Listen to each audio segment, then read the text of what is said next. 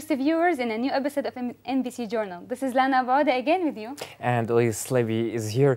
We're starting tonight with the highlights of this episode. What do we have on this episode? We're starting with the breaking news with Bassam. And we're covering the latest updates of coronavirus in Palestine. And Israeli occupation forces torturing a dead body, a lifeless body of a Palestinian with a bulldozer. Yeah, and at the end of our episode, we're having a guest from the Palestinian Animal League. Stay with us. Now we're moving to Bassam.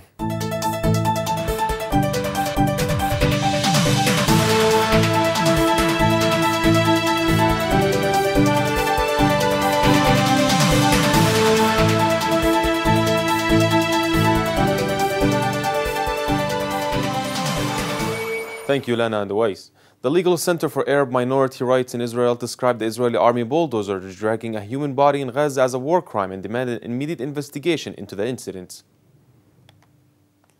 Israel last night closed Gaza's border, crossing the entire fishing area as a ceasefire agreed between Israel and the Palestinian factions Gaza went into effect last night, according to reports.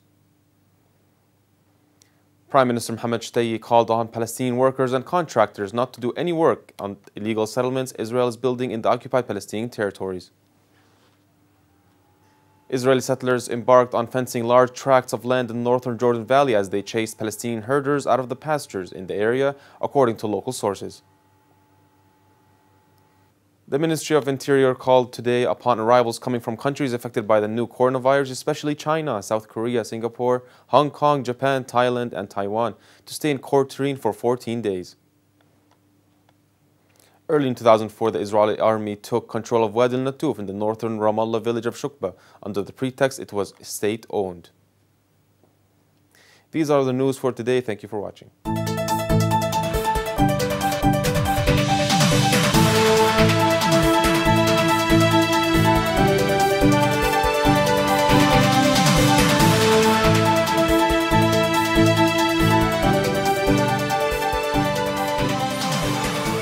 Hello again, and thank you, Bassam. So the Palestinian Ministry of Interior called upon arrivals from China, Thailand, and Korea for these countries are affected by coronavirus. Yeah, basically the countries are affected by coronavirus to commit to 14 days quarantine on their arrival to the borders. It asks them to report themselves at the borders and the airports in order to see whether they have this virus or not, so they can contain this virus or prevent it from spreading. And this decision was made after a group of 19 Koreans visited Palestinian Israeli cities, and on their arrival to their home countries, they were diagnosed with coronavirus. So let's see this video graph together, and we'll be back.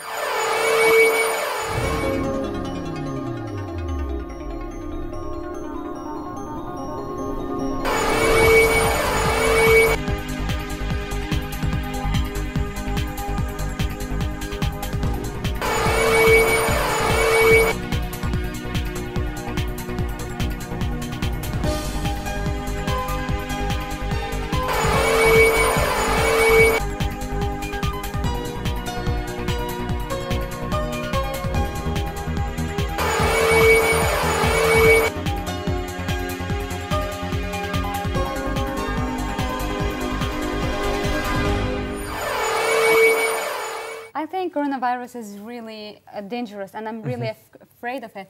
Do you think that the health ministry in Palestine are able or can face this type of virus in Palestine here? Well, honestly, based on the information I have right now, I don't have enough information, first of all, and I believe the coronavirus issue is an international issue, and lots of countries and organizations will be cooperating in stopping this coronavirus to spread.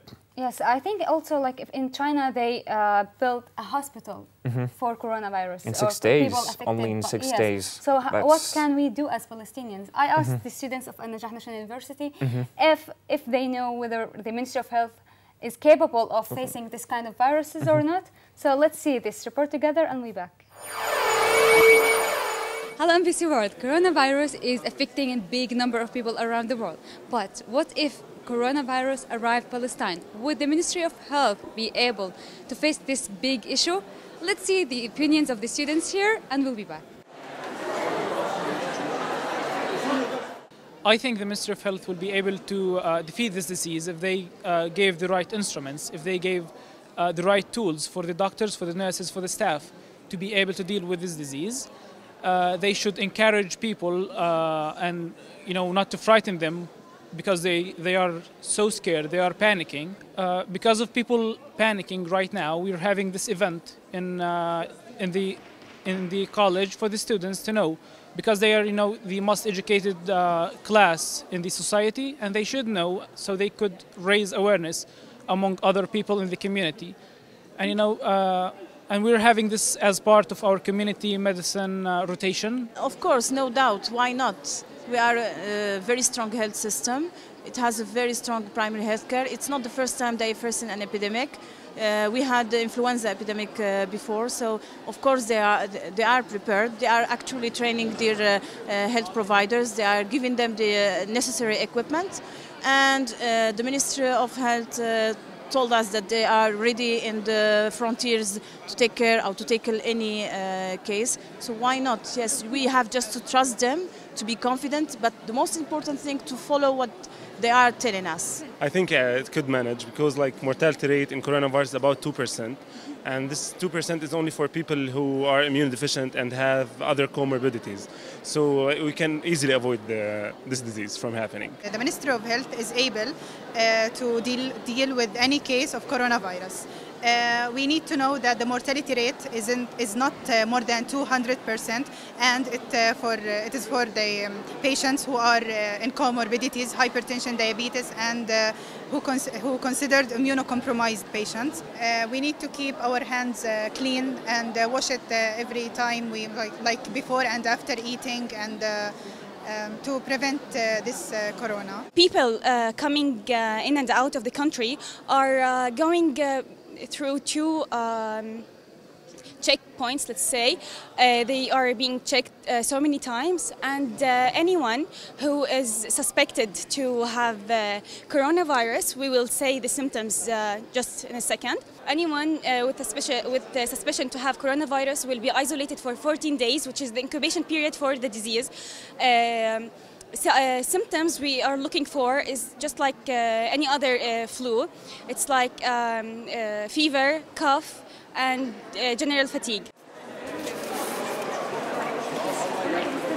I think now I'm really satisfied with the answers of the medicine students here at An-Najah National University. And if you contacted any person, any suspected person with coronavirus, just call the Ministry of Health numbers that was posted on Facebook and social media pages. So don't panic and Don't panic. Israeli occupation forces shot a Palestinian near Gaza borders, and then they started torturing his body, his lifeless body, with a bulldozer. The video of the incident went viral. I watched the video, and while other men were trying to extract the body and get it back, the bulldozer, the mechanical arm of the bulldozer pulled the body, and it was life-threatening for the other men who tried to evacuate the body. And the health of ministry also said that there are two people, or two Palestinians were wounded at this incident. Tragedy, yes. Yeah, let's take a look at this video for more information.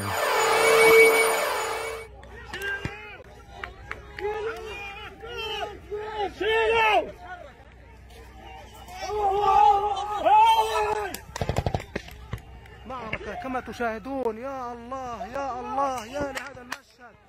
يا الله يا الله يا الله يا الله يا الله. أصابوا الشاب. يا الله ماذا يجري. يا الله الجرافة الآن نقلته. يا الله يا الله.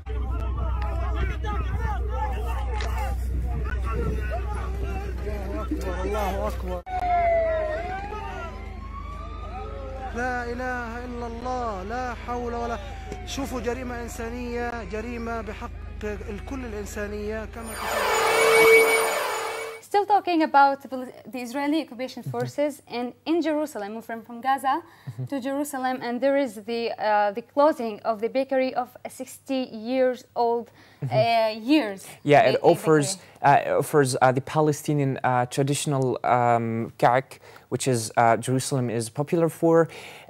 They closed the shop after accusations from the municipality of supporting the Great Dawn or the Great Fajr. Yes, and this is like only for distributing this kind of ka'ak for the prayers and worshippers, like for just distributing food to prayers of Al-Aqsa Mosque. Yeah, and it's important to mention that the Great Fajr has been taking place in other cities around West Bank in Palestine, for example, in Naples and Jenin.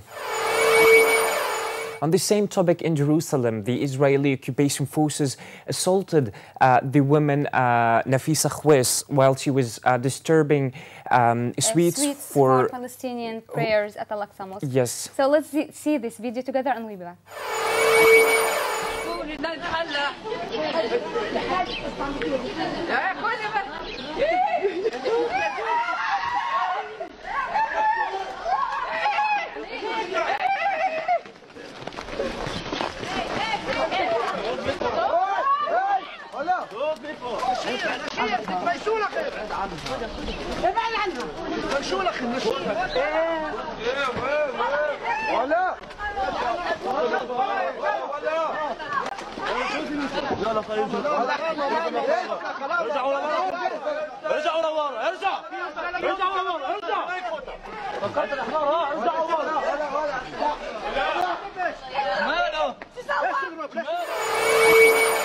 Hello again. The Palestinian Animal League announced the launch of its branch at An-Najah National University.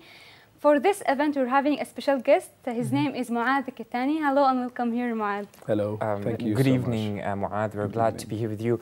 I'd like to start by asking you, like, what is, or could you please introduce more the organization? Sure. Thank you to have us here and to give this idea and this much of importance. Yeah, we're honored. Thank you. Thank you so much. About the organization, actually, I had the idea because how much I saw about animals, and I saw here in Palestine we have no organizations that are working very well. People here have not that much awareness for treating with animal or helping them. So I saw in university students have a good power or strength or energy, but they don't have the organization that lead them or help them to do what they want. So I decided to start this, let's say, branch of a main one that presented in Ramallah with Ahmad Safi. He's a really great man, and I thank him from here. He helped us so much with university, and he came. We made a meeting here. Yes. We started to discuss the thing and decided to make a branch. After that, we just prepared to make like a huge number of volunteers that the people that I mentioned before. And all of them are students from An-Najah University, or like almost 90% are students. We have now about 300 persons, and for us this is a huge number. We can do a lot of things, but we just still in the beginning because we just started 2 months ago, and this is kind of really a huge, let's say, pressure on us because people waiting. You made an organization or a branch of an organization, and you still do nothing. Actually, we did a lot of things. Maybe it's not that much, but it's still simple. We met people visiting shelters here in Palestine that already it's not that much known, like Daily Hugs that presented in Asir al-Shamaliyah. This shelter contains about 40 animals, 30 dogs and 10 donkeys, which homeless, and their owners kind of left them in the street. So this is a very great project, or let's say idea from a person. Thank you for this initiative, actually. Yeah. So, like, do you think the awareness of the students here is like improving, or they are really want to be in such kind of organizations? Actually, this is one of the hardest points in our work because awareness is really not that great here in our culture. Maybe because of the occupation, maybe because of the old or classic way of thinking of the parents and families. But this is our main point now. Our 50% of working is on increasing this awareness for students and people in general. But we're focusing on the student because students is and really affecting like branch of the population. Yeah. So you're aiming to promote awareness about animal welfare and bringing more students into that environment. Exactly. The question here, what is the mission of the organization, like the main branch or the branch here in An-Najah University? Almost like 90% we have the same targets or the same points here or in the main branch. We're focusing on like helping animals in the all ways we have. For example, in many weeks before, main branch built kind of small houses for homeless dogs from recycling, let's say contents or things. They just separated the street for the homeless dogs, cats, and it was really great idea because it cost kind of nothing. We will try to. We here in Palestine with also we don't have any laws to protect animals. So this is why working with our university, Faculty of Law, we will try to create or make the government use something to prevent people from attacking or hitting animals. Could you tell us more about what do you provide these animals? Like, do you provide healthcare, for example, veterinary treatments? What do you actually, we're focusing on the first thing, and this will help us in the coming points. We will try to fix the relationship between animals and human in our country because it's really bad comparing to outside. For example, dogs are really, let's say, nice animals in original. But because of the aggressive or the things that saw from people, they try to protect themselves in really aggressive ways. So people are afraid from dogs and dogs are afraid from people. So the relationship is really bad. But if we think about how can I make the street dogs as my friends, already I have maybe 50 dogs as a friend right now, just because I knew how to treat with these animals. I would just spread a small amount of food for every dog and just don't attack or don't hit the dog, and that's it. You will find that a group of huge number of friends of animals. This is the first step for us to have a chance to touch or catch dogs, to give them medications, to give them anything they need. But if the relationship is really bad and we can't come close to each other or touch the dog, it would be so bad. So every dog is healthy, or if you give him or her the good medication, or so have people started adopting dogs from your organization? Already we started this thing, but we just using social media for this. We receive a message from people that we have a small puppy needs family or stuff, and we're just posting this picture of the puppy or the message. People sending us, we need this puppy. So we prepare this puppy with medications, vaccinations and stuff, and it will be so ready to be adopted. But, is there a way to ensure that these pets are being, or animals in general, are being taken care of and they're not mistreated? Yeah, this is the really important point for us because it's hard to following, but we're asking the people who adopted this dog to keep us in touch. For example, maybe we can visit the family who adopted the dog, or asking for some pictures or videos after maybe a few time later, maybe a few days or a few months, I don't know, depends on this case. But in general, we need to follow how it's going. Originally or normally, the person who gave us the animal much follow his animal because let's say he's responsible. We still have some responsibility on his animal, even he's not with him. And we just try, we can't follow all the cases of adoption, but we try to do our best actually. It's hard to follow it. Yeah. I think people would love to know where or how they can find you, maybe, or the organization, so they can help in this and support it. Yes. Any Could you tell us where they can reach this you? website? Or? We don't have still website for our branch, but we have a website for the main branch, which is www.pal.ps.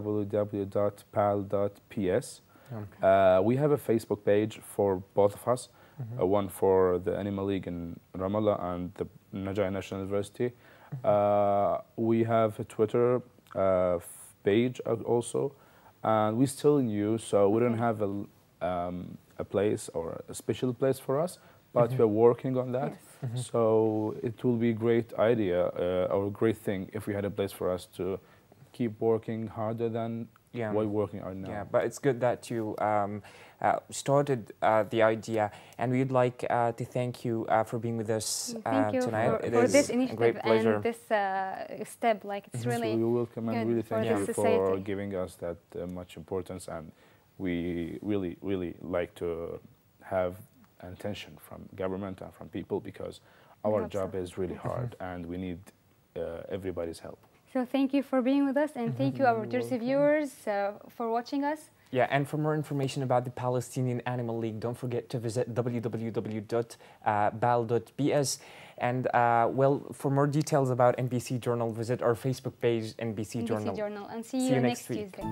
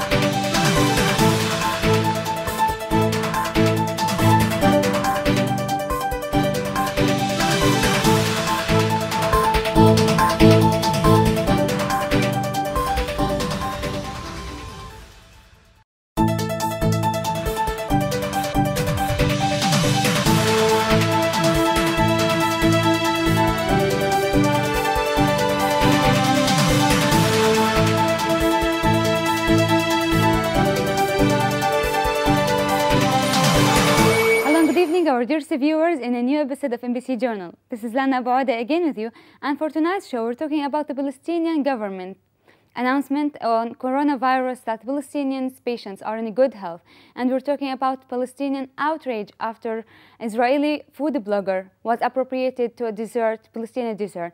We're talking about the medical workers in China, in Wuhan, revealing their smiles after closing the last hospital for coronavirus in China. And at the end, we're talking about he's one of us, Ammo Bernie Sanders, how he won the hearts and minds of Arab Americans by calling Palestinians rights. Let's see the briefing news first, and we'll be back.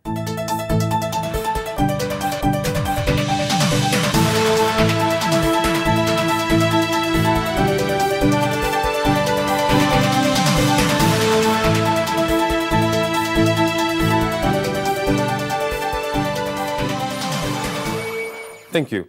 After a second coronavirus case was confirmed in the north and west bank city of Tulkarem, the district's governor, Issam Bakr, quickly issued an order locking down the city and barring entry or exit from the city as a precautionary step against the spread of the disease. Governors have been given the authority in the current state of emergency, declaring 10 days ago, to take immediate measures to isolate cities or towns if there is a concern of possibility of the spread of the coronavirus pandemic. A medical student returning from Poland has tested positive for the virus, making him the second case of coronavirus in Tulkarem. Palestinians returning to Gaza were placed under quarantine immediately after crossing Rafah border crossing to Egypt. He said that 51 returnees from placed in 2-week mandatory quarantine at a school in Rafah city in the south of the Gaza Strip as a precautionary measure applied to all returnees from abroad to prevent the spread of the deadly coronavirus pandemic. The Rafah crossing, which has been closed for some time, was opened for one time to allow Gazans to return home. Extremist Israeli settlers broke the glass windshields of about 20 Palestinian-owned cars in the village of Hawara to south of the occupied West Bank city of Nablus, said local sources.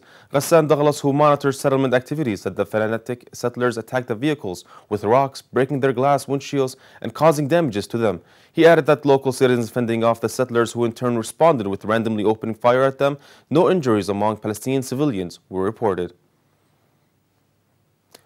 Foreign Minister Riyad al-Maliki strongly criticized the U.S. labeling of Palestinians in occupied Jerusalem as Arab residents, charging the United States of adopting the terms used by extremist right-wing government in Israel. Adopting this term, he said, disregards all international United Nations reports issued, independent investigation and fact-finding committees, including the findings of the prosecutor of the International Criminal Court that Israel, its occupation army and its officials violate international law and commit war crimes targeting and killing Palestinian civilians deliberately. Palestinian landowners in the occupied East Jerusalem neighborhood of Silwan stopped an intrusion on their lands by a team from the Israeli Nature Preservation Authority. According to Saeed Abbasi, one of the landowners, the Israeli Nature Authority broke into his 4-dönüm plot in Silwan, which is planted with olive trees, in an attempt to seize the land under the pretext of doing excavations and other activities in the area, he said. Israel wants to take over the entire 60-dönüm area of Silwan, known as Wadi al-Rababa, and return it to a public park in addition for other reasons. Thank you for listening. That's the news for today. Have a great night.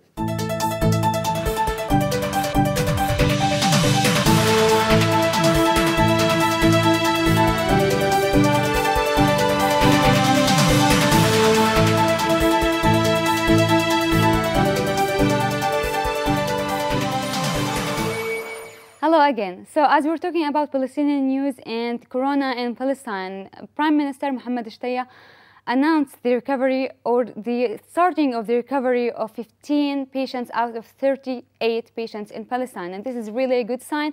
And like all the efforts and thanks for the Ministry of Health in Palestine and all the doctors and all people who are working together in cooperation to help these patients. But that doesn't mean that the emergency case is finished in Palestine and everything is still the same.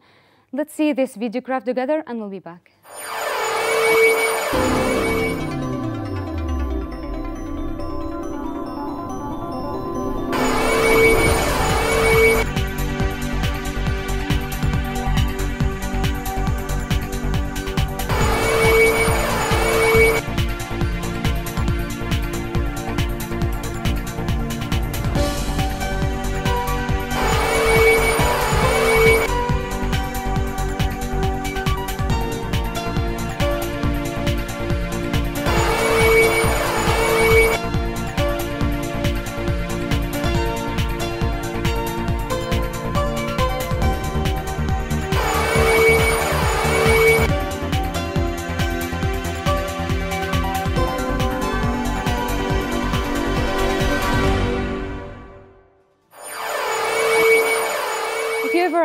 About this video, I'm talking about the Palestinians' outrage on social media against the Israeli food blogger that was presenting knafa in another way by using beef instead of cheese, and then the Palestinian activists thought that this is against the Palestinians' cuisine and that the Israeli are trying to steal their food. So the Palestinian activists are very angry on social media. Let's see this video together and we'll be back.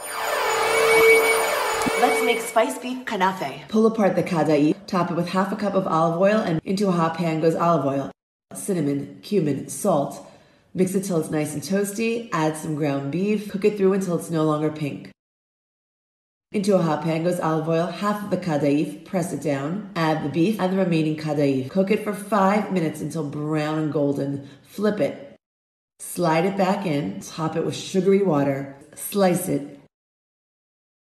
Serve it. Eat it. This is psychotically good, like crazy. Click the plus button for more recipes. Food is really important for Palestinians in Palestine, for their history and for expressing themselves and for culture, for their culture. It's the same thing with art and music here in Palestine for Palestinians in Palestine and in the exile. It doesn't express only themselves but their issue as Palestinians. So from Bethlehem, we're having a singer, a Palestinian singer, her name Rula Azar, and the Dila session helped her a lot in expressing herself and her music around the world. So Dila sessions are important for all people around the world in marginalized areas to help them express their talents and show their talents. Let's see this video about Rula and we'll be back. يا مايلة عالغصن عيني سمرة ثابتنا يحرق قلب الهوى يا ما شو عمل فينا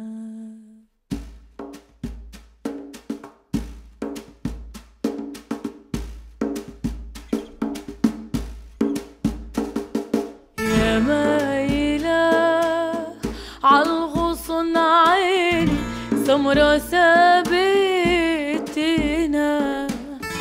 يحرق قلب الهوى يا ما شو عمل فينا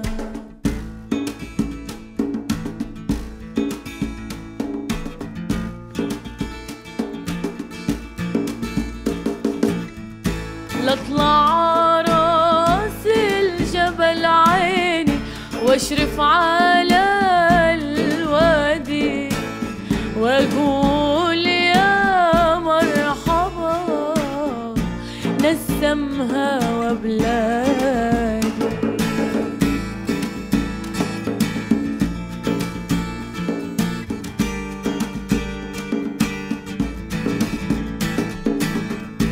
لطلع راس الجبل عيني واخد معي مفتاح وافتح جنينة أبي واقعد بيها وارتاح يا ما شربنا عرق عيني ويا ما كسرنا قداح حب النساء ما بينتسى وحب البنات فواح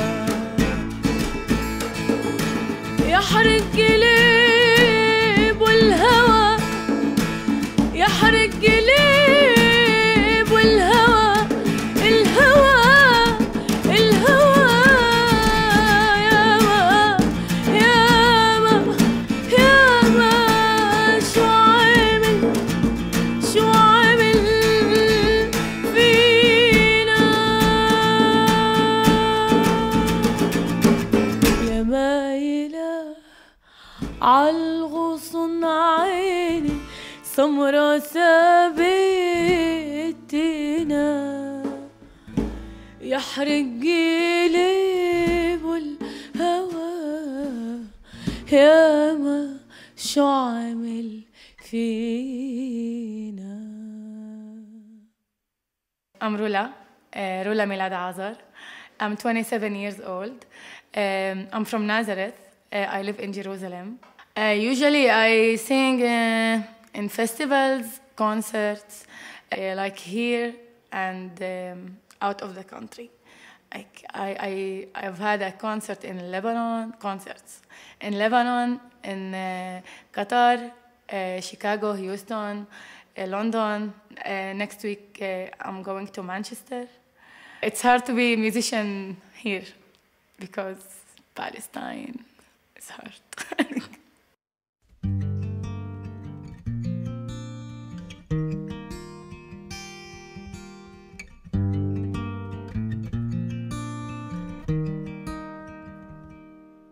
عالمايا عالمايا عالعيني يا ملايا يا بنية بالله سقيني عطشان سقيني مايا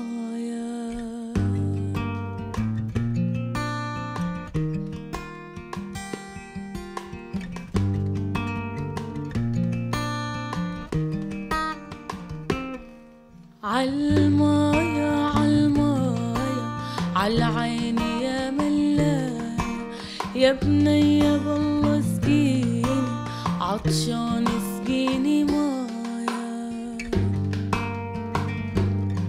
يا ويلي ويلي طولها رمحة لردني طولها يا ويلي ويلي طولها رمحة لردني طولها واللي حاول يطولها لذوقه المنايا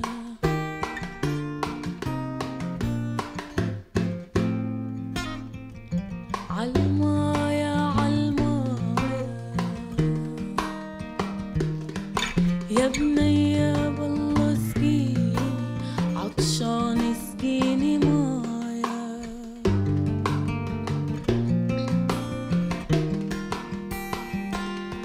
يا ويلي ويلي منها هل شغلتني بسرها يا ويلي ويلي منها هل شغلتني بسرها والله لاتبع أثرها مهما تكون النهاية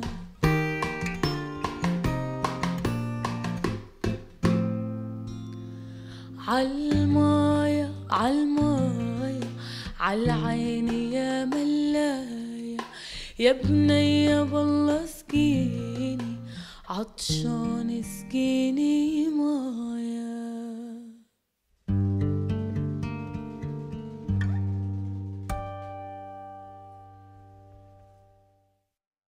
I hope I can just be just musician without any else.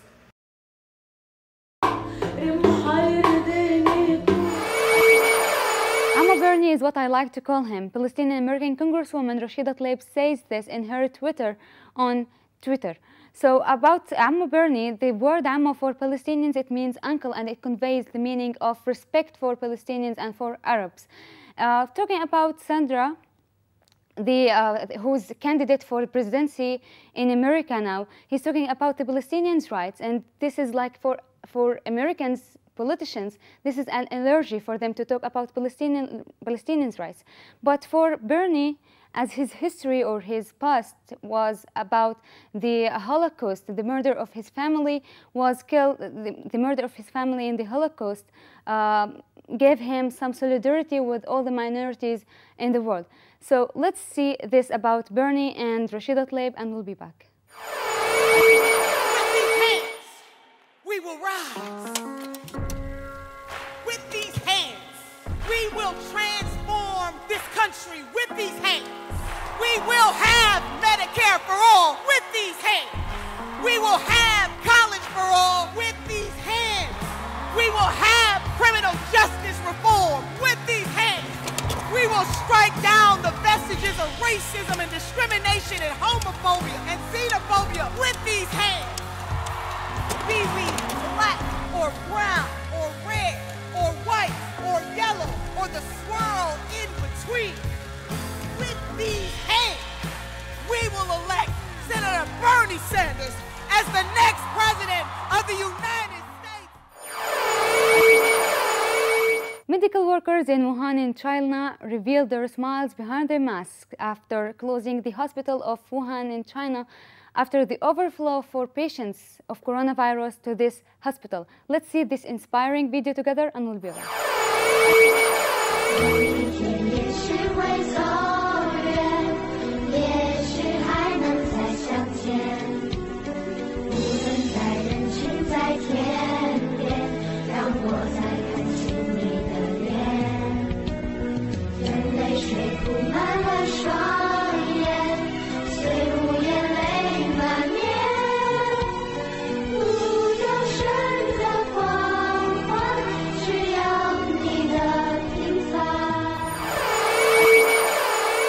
As coronavirus is around the world, and there were so many predictions before coronavirus arrived here around the world.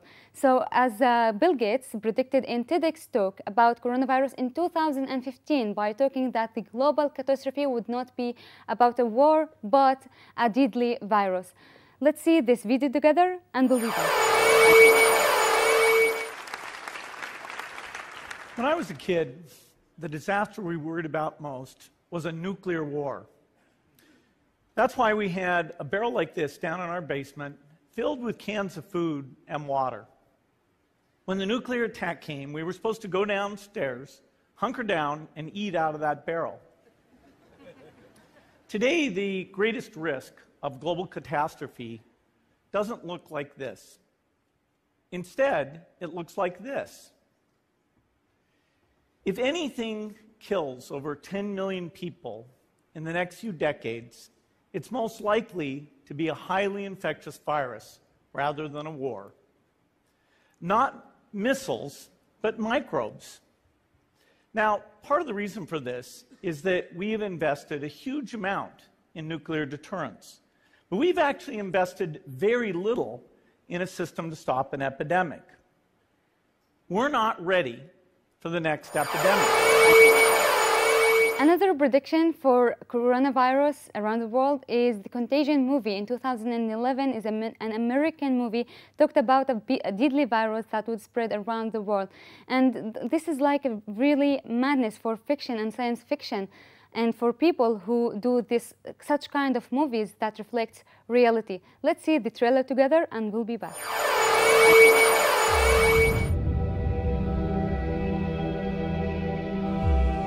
It was a groundbreaking ceremony for a new factory. Did she mention seeing anyone who was sick? Anyone on a plane, at the airport? No, she said she was jet-lagged. The average person touches their face 3 to 5 times every waking minute. In between, we're touching doorknobs, water fountains, and each other.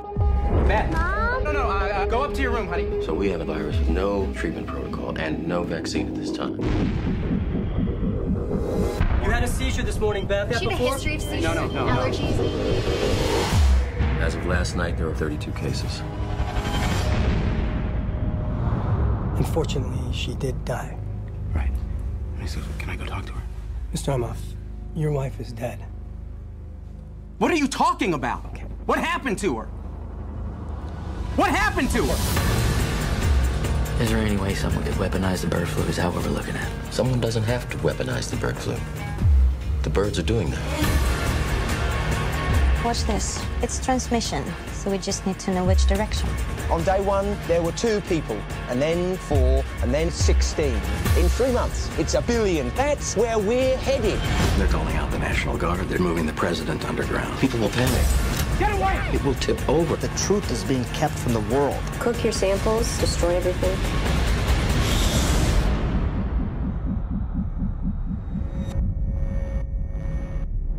Hello. I need you to get me the names of everyone who serviced this room. It's an emergency. You can't panic now. I know. I'm gonna get you home. I got people too, Dr. Cheever. We all do. Don't talk to anyone. Don't touch anyone. Stay away from other people.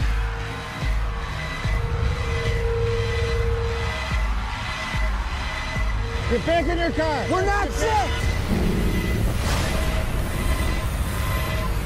It's figuring us out faster than we're figuring it out. It's mutated.